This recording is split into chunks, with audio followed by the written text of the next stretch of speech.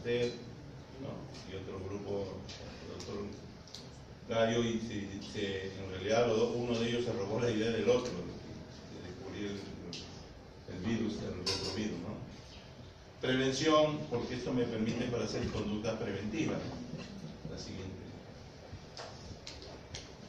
Bueno, ahí hay lo mismo, los efectos demográficos, todos los factores de riesgo. Miren, esta es la epidemiología del dengue. Lo mismo que me hablaba en teoría, se puede aplicar a todo eso, al dengue. Ojo, el dengue es viral, no hay tratamiento específico. La vacuna del dengue tampoco ha servido, a pesar de que es viral, no ha servido porque te he visto que hay muchos serotipos, ¿no? Y no se pueden poner todos los serotipos. La siguiente. Hay factores individuales, no todos desarrollan el dengue. La siguiente. Hay muchos médicos que están ahí, compañeros míos que están en la selva y han tenido dengue, ¿no? La siguiente. La siguiente. Todo esto miren, lo mismo que hemos hablado solamente para el dengue. Este es un aplicativo. De 3 factores del vector del dengue, comienzan a estudiar las características y en cada uno pueden hacer eso, ¿no? Pueden ser una terapia genética de repente para que no se reproduzca el vector, ¿no? Y insertar estos nuevos gérmenes, estos nuevos zancudos ahí y desaparecer el vector. Hay muchas cosas que se podrían hacer. La siguiente. Vamos a medir ahora lo que es el riesgo, ¿no?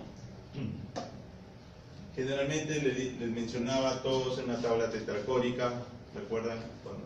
Siempre para todo estaba la tetracórica, ¿no? Igual que recuerdan especificidad, ¿no? Las pruebas diagnósticas, acá también la tabla tetracórica, ¿no? La siguiente.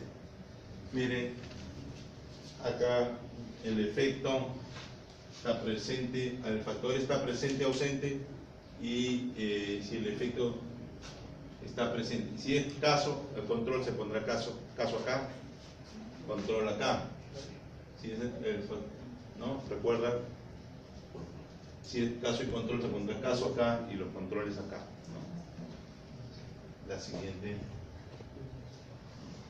Entonces vamos a medir las asociaciones. Riesgo absoluto, el riesgo relativo, riesgo atribuible, fracción atribuible teológica, radio y razón de momio. Generalmente son estas 5 medidas que se utilizan más y estas 2 más son representativas. La siguiente.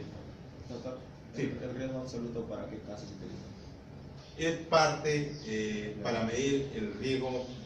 ¿Qué riesgo propio del factor? Vamos a desarrollar. Es propio del factor, ¿no? Acá solamente el riesgo, por ejemplo, dice el que fuma tiene 3 veces más riesgo, pero ahí están incluidos otros factores que posteriormente nos vamos a ir revisando, ¿no? Riesgo absoluto, ¿no? Es la probabilidad de una enfermedad, accidente o muerte ocurre en un periodo determinado, ¿no? Generalmente son las incidencias, ¿no? La densidad de incidencia.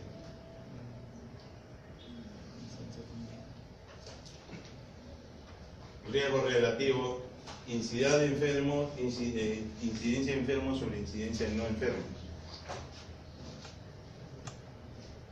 La siguiente. Miren cómo se calcula el riesgo relativo.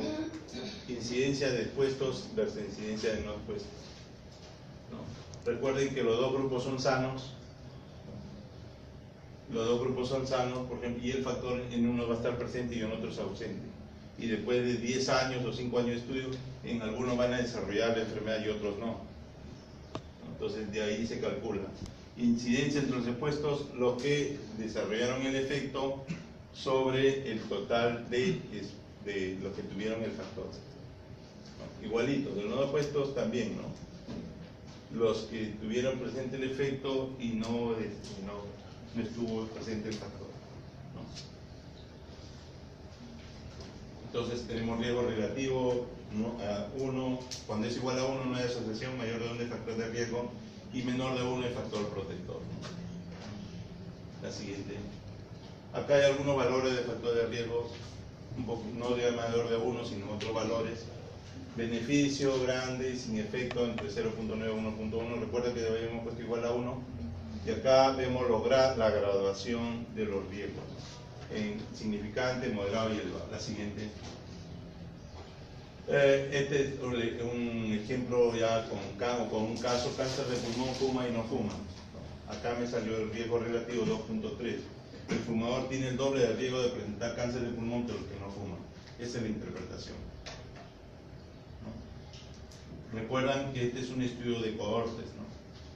Estoy midiendo el riesgo relativo. He cogido grupos sanos, los hice fumar un año y al otro grupo no lo hice fumar. ¿No?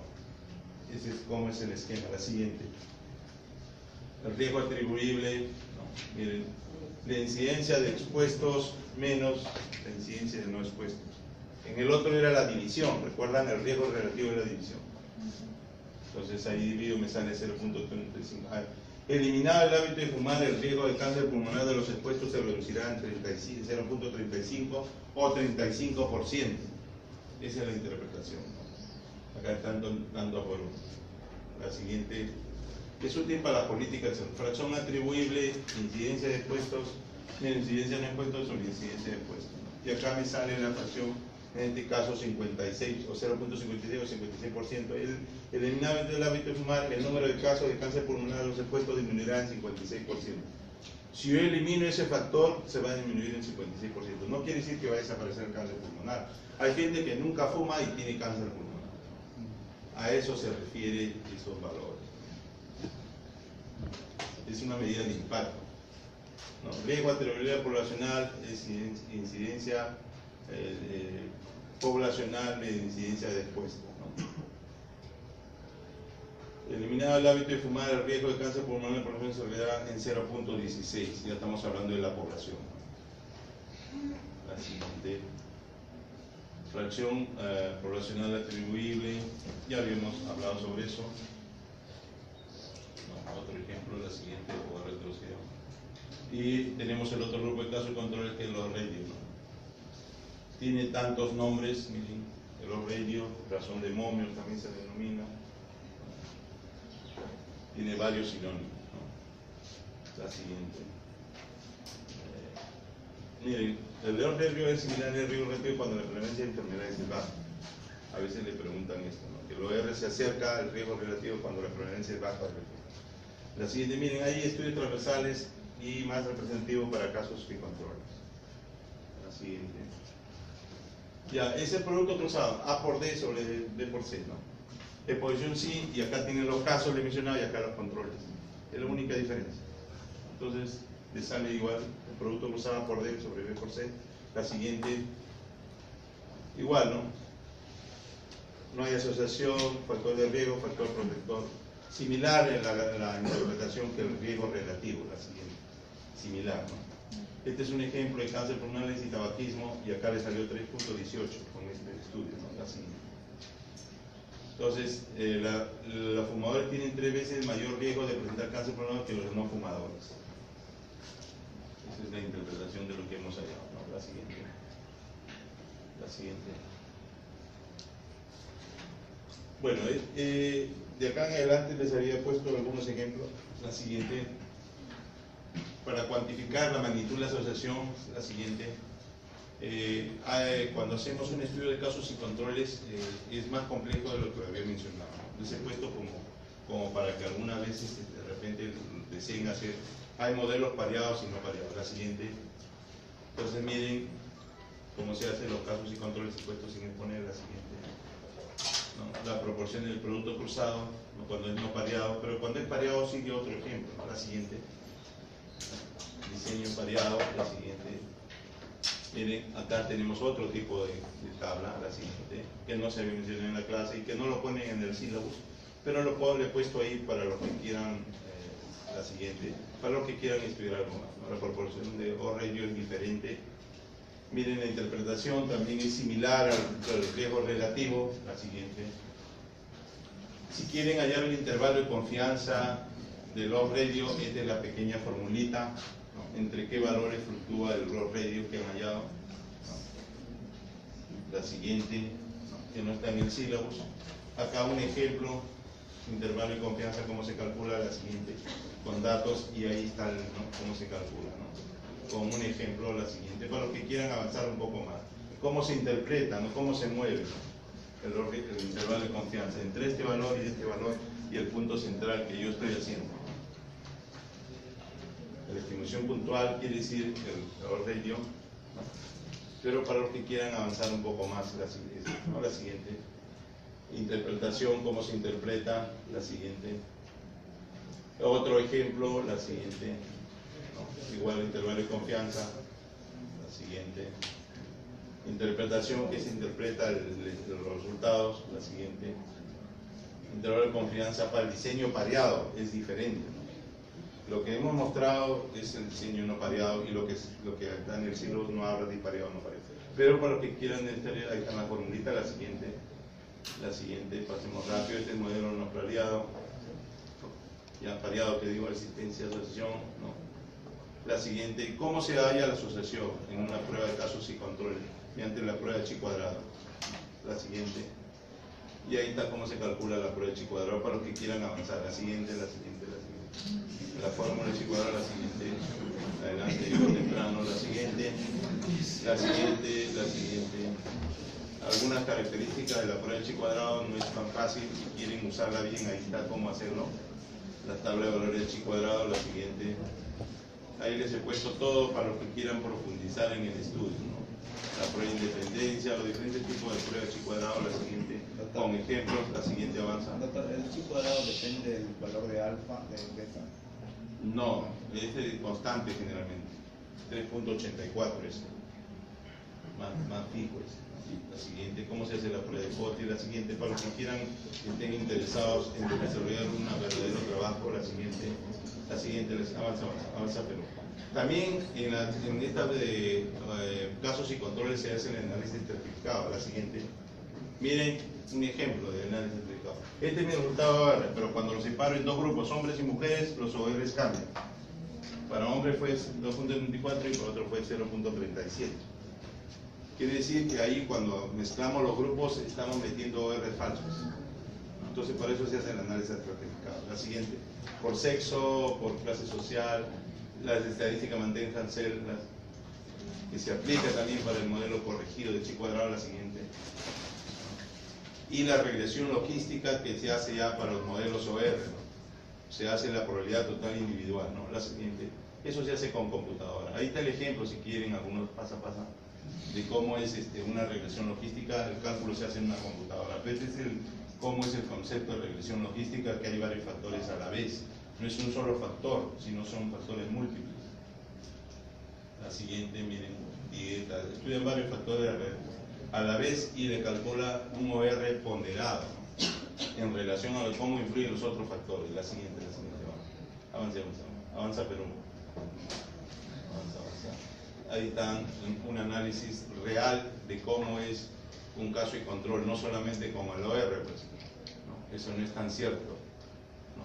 Pero ese es el inicio que dice el sílabus que deben ustedes estudiar. Pero si verdaderamente quieren hacer un trabajo de investigación, tienen que llevar a regresión logística. Acá para casos y controles, la siguiente, miren. Hay algunos otros ejemplos de riesgo relativo, la siguiente, avanza.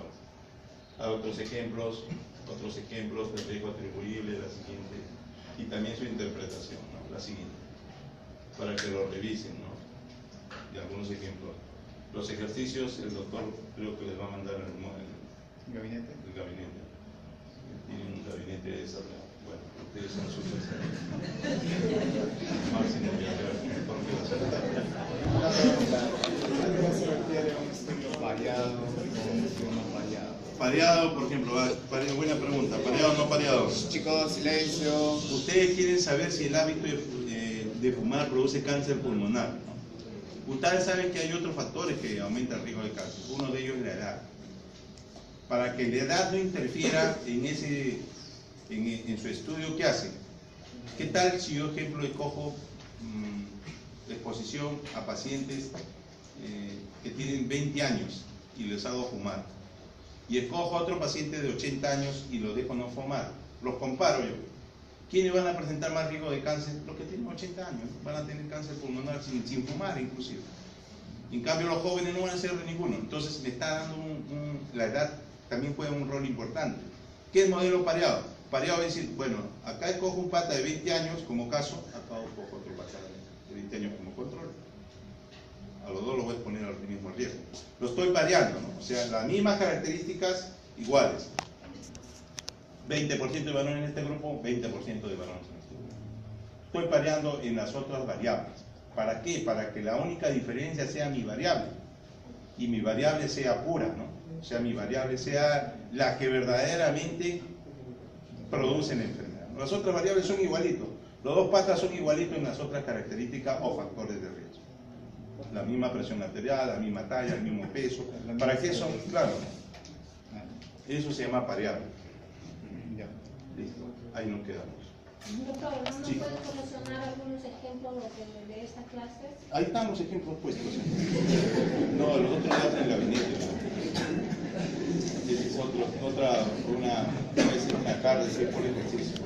Pero eso a veces 2 horas más, por lo menos.